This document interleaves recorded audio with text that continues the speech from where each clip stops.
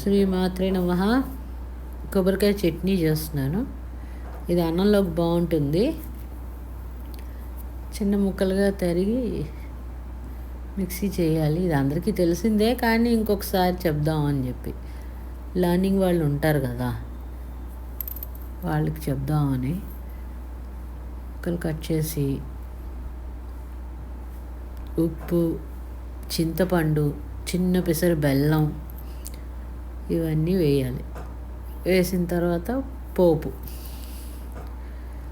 పోపులో కొంచెం ఆవాలు, మినపప్పు, ఎండుమిరపకాయలు, కొంచెం ధనియాలు ఫ్లేవర్కి.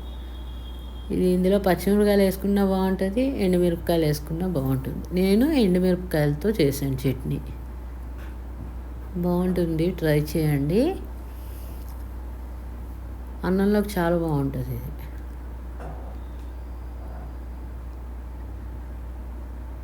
ఎండుమిరపకాయలు వేసిన తర్వాత కొంచెం ఇంగు వేసి, కరివేపాకు వేసి పోపు పెట్టాను. పోపు పెట్టిన తర్వాత ఆ ఎండుమిరపకాయలు ఇందులో వేసాను, మిక్సీలో వేసి మిక్సీ కొట్టేసాను. పచ్చడి రెడీ అయింది. చాలా బాగుంది టేస్ట్. మీరు కూడా ట్రై చేయండి.